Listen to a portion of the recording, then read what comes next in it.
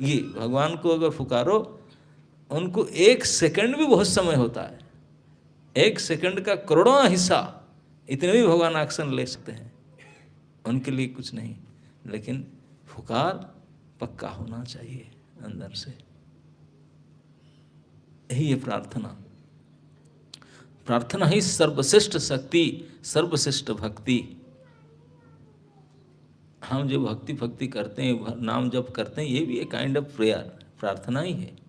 It should in mood off prayer के mood में हम भजन नाम प्रार्थना करना चाहिए, नाम जप सभी प्रेयर के मूड में होना चाहिए। ये सब कुछ हमारा क्रिया मुद्रा अगर प्रार्थना मूलक हो। प्रार्थना का अर्थ क्या होता है कि कोई एक विशेष समर्थवान व्यक्ति जिसको हम प्रभु मानते हैं, भगवान मानते हैं, और हम शरणार्थी है, तभी प्रार्थना बनेगा। नहीं तो प्रार्थना कोई फ्रेंडशिप कोई होता है क्या? ना। प्रार्थना शब्द का सार्थकता तभी होगा कि एक दास हो, एक प्रभु हो, एक मालिक हो, एक नौकर हो, तभी तो होगा। एक शरणार्थी, शरण लेने वाले, एक शरण देने वाले, तभी तो प्रार्थना होगा। तो हम इसी प्रकार से प्रार्थना मूलक प्रार्थना करेंगे, तब हमारे मनुष्य जीवन की जो हमारी इच्छा सब कुछ सफल होगा। तो नहीं तो भगवान इस संसार को बना करके उनमें साइन बोर्ड लगा दिए कि ये संसार में बनाया, ये क्या है? दुखालयम। आलय मतलब स्टोर। किसका स्टोर है? दुखों का स्टोर। और दुखों के स्टोर में आकर हम क्या ढूंढते? सुख ढूंढते ना। हमारे जैसे बेवकूफ कोई होगा? अरे तुझे सुख चाहिए, दुख के स्टोर हाउस में रहकर सुख ढूंढ रहा है। यहां तो केवल दुख ही लोड है, केवल सुख नहीं होता। हम जीना चाहते हैं, और भगवान लिखते ये कौन सा लोक है? मृत्यु लोक। मृत्यु लोक को हम जीना चाहते हैं। अरे बेशर्म कहीं के, ये मारने का जगह है। यहाँ केवल मरा ही जाता है। जो आते हैं यहाँ मरने के लिए आते हैं, और कोई काम नहीं। दैट इज फाइनल गेम, मरना ही है। मरने के लिए आना होता है। ओह मैं जीना चाहता हूँ। अरे जीना चाहते हो, जीने की बात जगह में जाओ। मरने की जगह पर आकर जीने कैसे? है कि नहीं? तो ये मृत्यु लोक में, इस दुखालय में हमको दुख मिला, कौन सा बड़ी बात हो गया भाई? ये तो दुख ही मिलता है इधर, दुख के अलावा कुछ मिलता तो है नहीं। और इसमें अब परेशान क्या है? यहां दुख भोग कर मरने के लिए तो बनाया गया है। ये दुनिया किस लिए बनाया? दुख भोग करके मरना है। लेकिन इस दुख भोग करके मरने के स्थान में भी अगर हम चाहे दुख भोगते समय में उसको सुख में परिणत कर सकते हैं।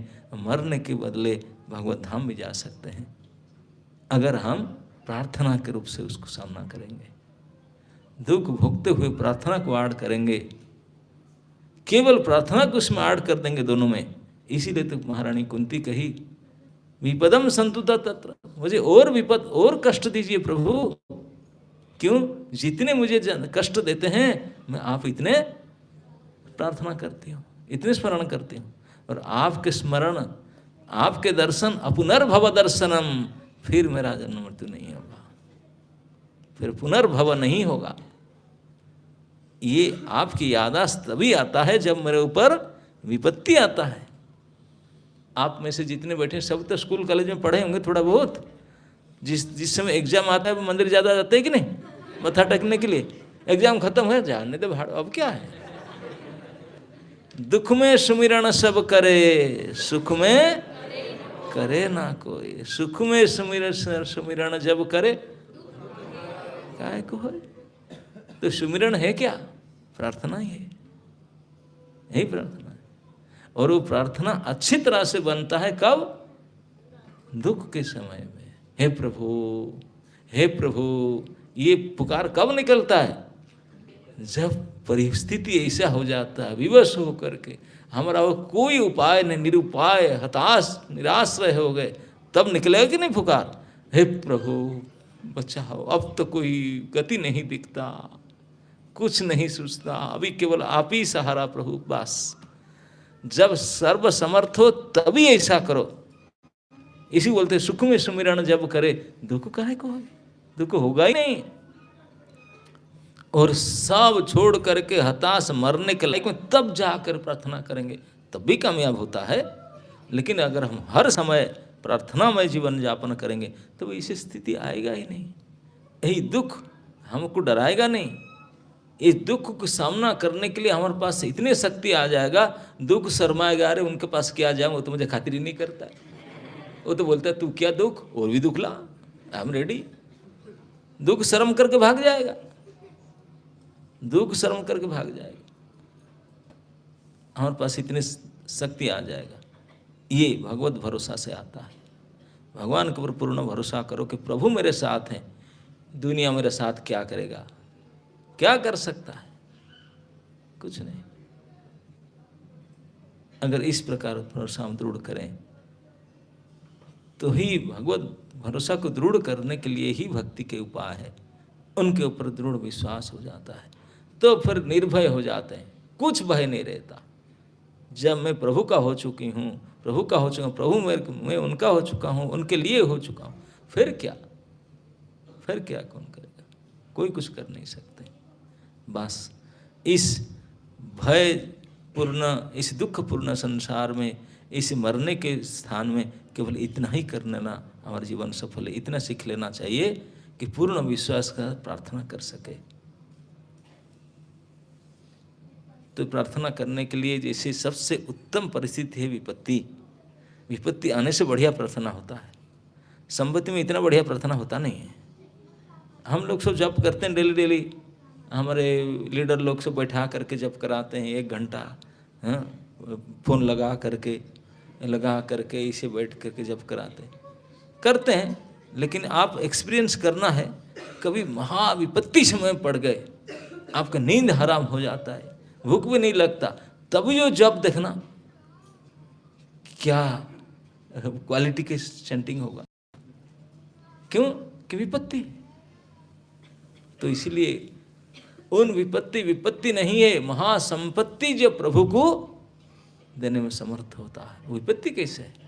सबसे बड़ी संपत्ति हुई है जो हमको प्रभु के दिला दे सकते। और इस संपत्ति, क्या संपत्ति, जो प्रभु को हमसे ले जाता है। यही तो कुंती महारानी कहे, बोले प्रभु हम मेरे बेटे को राजा बनाया और आप जा रहे द्वारका हमको छोड़ करके, ये संपत्ति हमको नहीं चाहिए। जब मेरी विपत्ति था आप द्वारका छोड़ कर भाग कर हमारे साथ रहते थे, वही हमारे चाहिए। आप हमारे साथ रहे, यही हमारा महासंपत्ति। और आप हम छोड़ कर चले जाएंगे राजा, राजत्व छी, ये क्या है? ये कोई संपत्ति है? असली संपत्ति है भगवत सानिध्य। भगवान रहते हैं विपत्ति साथ होने से। तो डरना नहीं चाहिए दुख विपत्ति को, सामना करो, बोले प्रभु का दिया हुआ है, यही मेरे प्रभु इस स्थिति में, तो वही प्रभु के हमारे साथ रहेंगे। विपत्ति में रहना मतलब प्रभु के साथ में रहना है। बाकी कोई हमको हेल्प नहीं करते हैं, मेरे प्रभु ही केवल मेरा साथ है। कितनी अच्छी बात है। आप किसको चुनेंगे? प्रभु को आप साथ रहना चुनेंगे ना कुछ से लल्लू पंजियों के साथ रहना चाहेंगे? Ball is in your court, आपके चॉइस इज योर्स, है ना। तो प्रार्थना शक्ति के द्वारा भगवान को साथ में रहिए।